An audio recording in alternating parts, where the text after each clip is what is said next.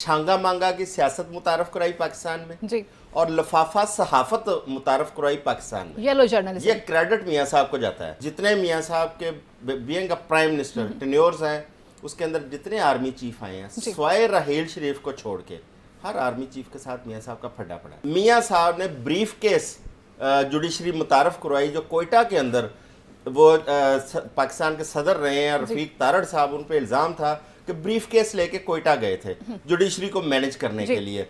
उसकी इव्ज उन्हें सदर पाकिस्तान बनाया गया। आज़िम चौधरी साहब, हमने देखा कि बात ये की जाती है कि मुझे क्यों निकाला, और फिर उसके बाद मैं कभी झूठ नहीं बोलता।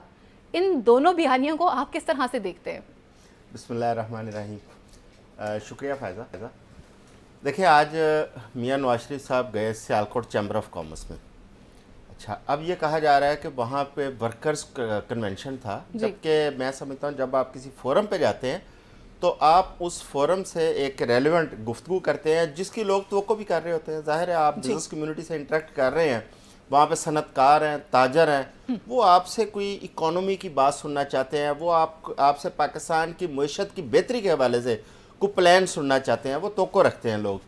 लेकिन मियाँ साहब ने आज वहाँ पे इस किस्म की कोई बात नहीं की। मियाँ साहब ने एक तो अपनी जो सक्सेस स्टोरीज़ हैं उनकी माजी की, उनके ऊपर ज़्यादा बात करते रहे। फिर मियाँ साहब ने गिले शिकवे। अब मियाँ साहब के जो गिले शिकवे हैं वो बेसिकली मियाँ साहब का वो बयानिया है जिस पे मुस्लिम लीग नून ने बड़ी कोशिश की कि मियाँ साहब को उस एंटी इस्टेब्लिशमेंट बयानिया से पीछे लेके आए। लेकिन मैं समझता हूँ कि मियाँ साहब कभी भी उस बयानिया से पीछे नहीं हटेंगे। आज या कल वो बयानिया खुल के सामने आना ही आना है। अब आप देखें, मियाँ साहब की अपनी सियासत देख लें। मियाँ साहब कहते हैं कि मैं झूठ नहीं बोलता और मैं इक़्तिदार के लिए कोई ऐसा वो तरीक़ाकार नहीं इख्तियार करता कि जिससे कोई मायूस समझा जाए।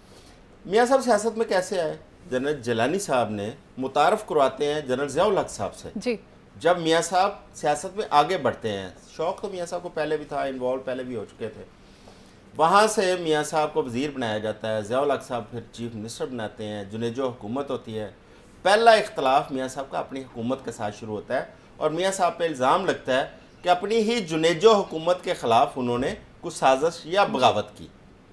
वहाँ से उसके बाद मियाँ साहब जब वज़ीर आला बनते हैं तो मियाँ साहब के ऊपर एक जो नई चीज़ इस कौम के सामने आश्कार हुई, मियाँ साहब ने सियासत और सहाफ़त भी सा इसका रुख तब्दील किया। छांगा मांगा की सियासत मुतारफ़ कराई पाकिस्तान में और लफाफा सहाफ़त मुतारफ़ करवाई पाकिस्तान में। Yellow journalism. ये क्रेडिट मियाँ साहब को जाता है। और उसके बाद चल सो चल है मियाँ साहब का। अगर आप सफ़र आगे देखती जाएँ, मियाँ साहब जितने मियाँ साहब के being a prime minister tenures हैं, उसके अंदर जितने आर्मी चीफ आए हैं, स्वाय राहील शरीफ को छोड़ के हर आर्मी चीफ के साथ मियाँ साहब का फड्डा पड़ा है। चाहे वो जनरल जहांगीर करामत हो, चाहे वो जनरल परवेज़ मुशर्रफ हो, चाहे वो जनरल कमर बाजवा हो, तमाम आर्मी चीफ से फटा पड़ा। उसके बाद मियाँ साहब जुडिशरी के ऊपर बात कर रहे हैं, जुडिशरी से शिकवा कर रहे हैं।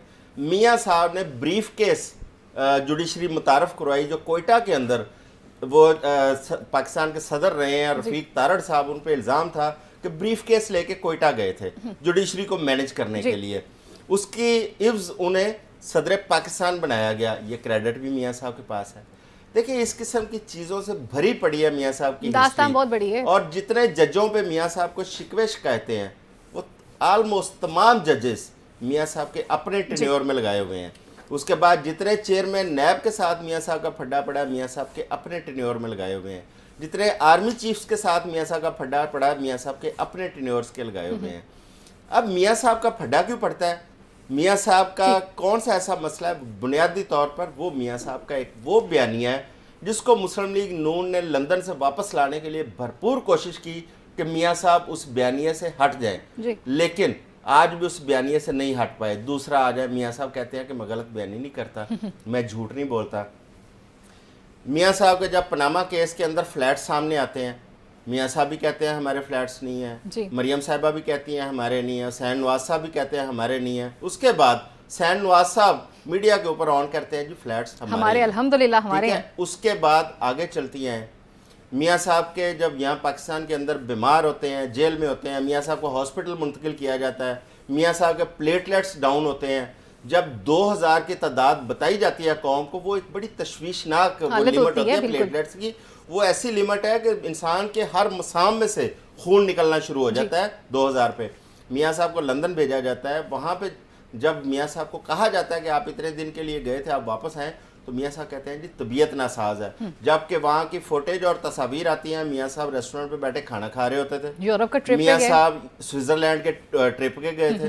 اچھا، جب بھی ان کو بلایا جاتا تھا اس وقت طبیعت ناساز ہوتی تھی. جی۔ اور جب میاں صاحب کو ویسے دیکھا جاتا تھا تو میاں صاحب حشاش بشاش ہوتے تھے. ابھی پھر جب میاں صاحب واپس آئے ہیں، آ کے ساری چیزیں وہ سلیکٹڈ ہوئی ہیں، ایک قبولیت نظر آ رہی ہے. میاں صاحب ایسا ایسا پھر اپنے پرانے بیانیے کی طرف منتقل ہو رہے ہیں. اب تو یہ تو دیکھنا ہے کہ میاں صاحب کتنی دیر کون سے بیانیوں کو مینٹین رکھ سکتے ہیں.